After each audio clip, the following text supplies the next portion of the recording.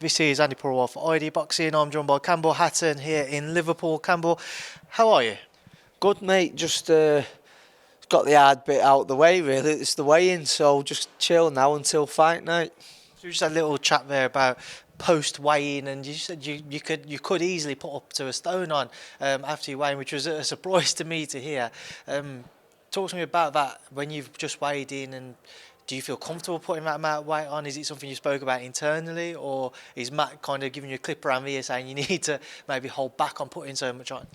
No, it's just how it happens naturally, really. Because I probably do about half a stone just by bringing back water. So it's not really like, even though it sounds like loads, there's no effort gone in. There's no thought behind it. We've got Kerry as part of the team, Kerry Kays. So there's no one better to talk to on nutrition. And again, just eat when I'm hungry, and that's how it creeps up. We keep it all nice and clean on the day. Probably maybe have something in a bit, like we had an heavy meal, went Nando's today.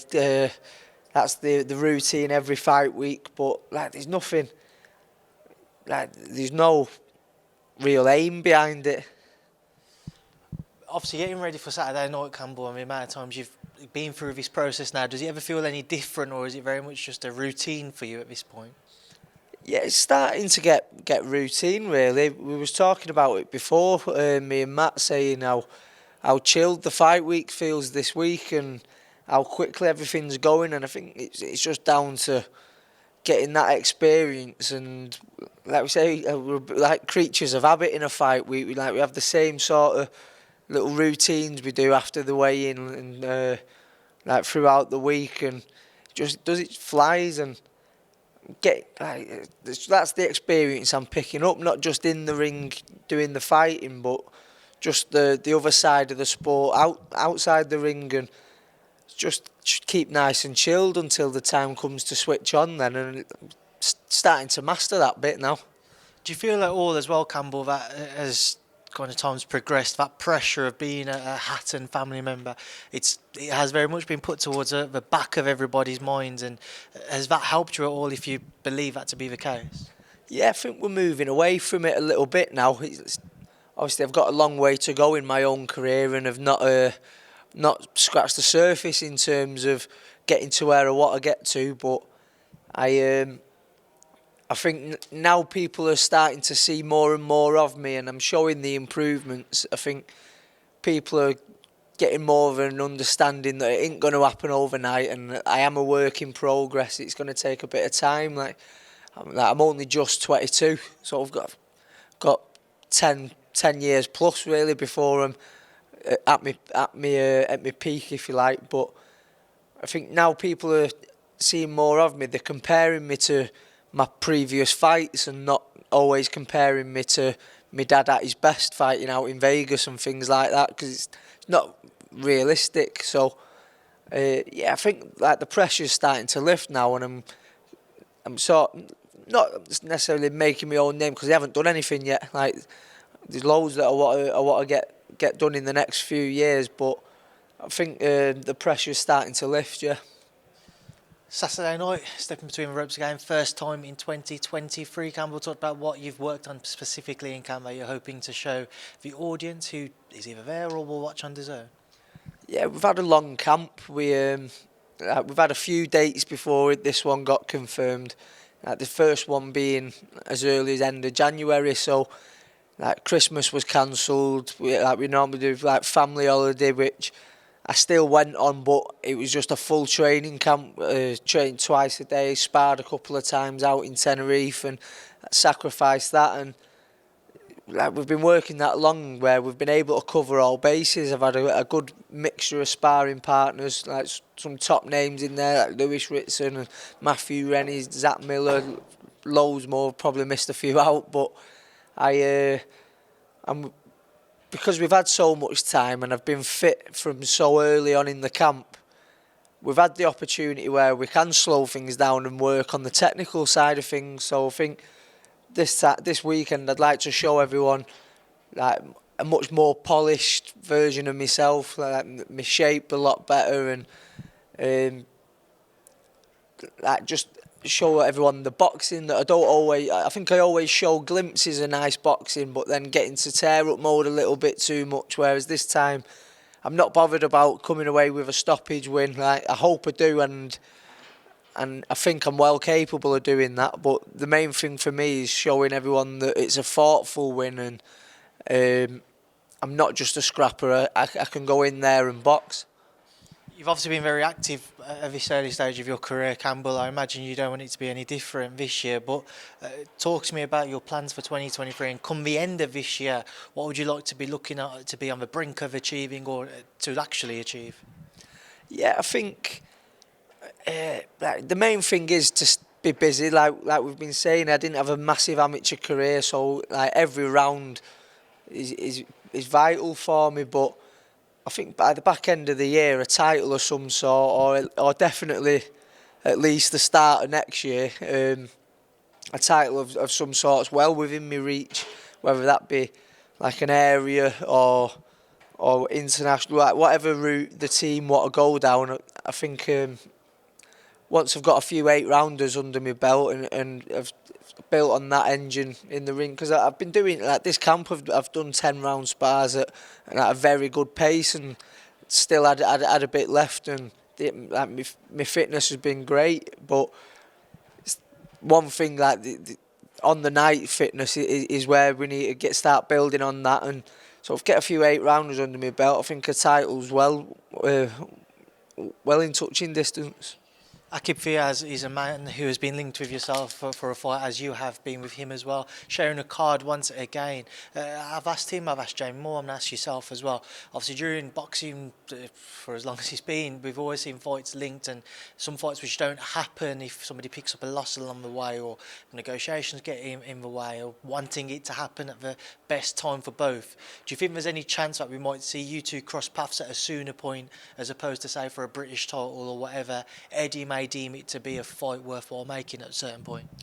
Yeah, I think it's a fight that could happen at some point. It's not something that's looking like soon. We've sort of, we're on our own paths, and I think it'd be a massive fight for Manchester down the line. It's not been, other than like rumours on like social media, it's not something that's ever really been spoke about. But I'd be well open to that down the line. If a title, get like a title on there or something like that. Yeah, something that we could do. Campbell, just away from yourself, get your thoughts on a couple of other things. Conor Benn, obviously somebody you know well. You've spent time around Conor. I just want to get your thoughts on everything which has evolved and developed around his story of his failed test last year, and the most recent things around the statements, his interview with Piers Morgan. Just your take on how everything's been since. Yeah, for me it's been complicated keeping up with it all. Like it doesn't, from the outside looking in, it doesn't look good for him. It seems like we've not really had anything to really compare. The only information we have had is what's come from the WBC and things like that, really. So you've sort of just got to trust that something's going to come out that's going to defend him. Because when you listen to him talk, like, he talks so passionately about his innocence, and he has been sort of given a way out that he could have. It got criticised, but he could have probably used and got on with things, and he's still saying he wants to prove himself. And part of me at least believes that he feels it's true. So I feel like there's got to be something more to it, and it's just okay. Give it the time till we hear anything. I feel like it's possibly been a bit unfair that everyone's just decided that he's guilty now, whereas I can see why people are, because the only things we've been given are things that point towards him doing it. But like it just seems like there's so much missing from the story that you just got to wait and see. But I'd like to believe that he wouldn't knowingly do it, and he, like, from the time I spent around him, I didn't think that that's something he would do. But again, it doesn't look good, does it? And time will tell. I mean, you just mentioned a lot of the time you spent around him, but in that period when you worked alongside him, did you ever kind of see, I don't want to say see anything like that which would have given you any suspicions, but does it make it any more of a surprise to you that he finds himself in the position that he is in? I couldn't believe it. I didn't see anything that gave the inkling that that was going on, or that I saw it. He's one of the hardest trainers I've been around. So when you see them improvements, I just instantly put it down to that. And knowing I don't know him well, but like spending the time around Tony Sims, and he doesn't seem like the kind of guy who'd allow that. He seemed like a dead genuine guy, and like old school. So I was well shocked when I found out. And again, it's just one of them. We'll have to see how things play out. But it's hard to. I don't want to sound like I'm making my mind up on anything, because I'm not. I'm waiting and seeing how things play out. But based on what we've been given, it is hard to see any other alternatives. But like I say, I didn't think that he would do something like that, and we're just going to have to wait and see. Campbell, just final top before I let you go. I just want to get an update on your father. Obviously, we saw him returning an exhibition bout towards the back end of last year. I've seen him still keeping in shape as well. Do you expect to see him maybe return for another one in the near future? He's not mentioned that he's planning on doing another one. I think he got everything he wanted to get out of the exhibition. I think he did, and I'm really proud. I've said countless times that how proud I am of him getting in the shape he did for the fight with Barrera. But I'm equally as proud of seeing that he's kept it off. Now he's got no reason to. So it's been great for him. And if he was to do another one, as long as it's like a evenly matched one, like the one with Barrera, where they'd both been out the ring for years, and like they have that respect for each other, that if one was to hurt the other, they're not going to go in and try and take them out. And I'd be well up for. I'd be happy to see him do another one, as long as it's done like that. Towards the end of last year, Campbell, we did see some reports of your dad potentially squaring off with Floyd Mayweather again. Again, you've been in an exhibition. Would you be open to seeing your father and Floyd Chevering in an exhibition bout?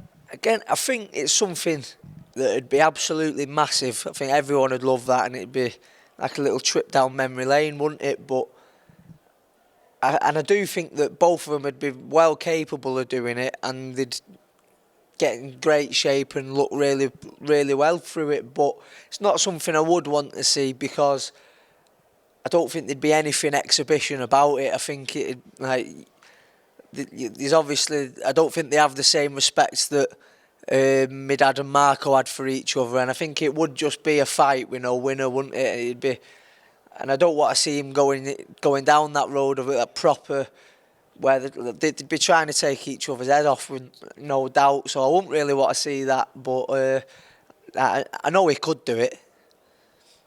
Right, Campbell, we'll leave it there now. I'll leave you to enjoy the rest of your evening and whatever you have planned for it. So appreciate you coming down to do this interview, and thanks for speaking to me. Good luck tomorrow night. Nice one, mate.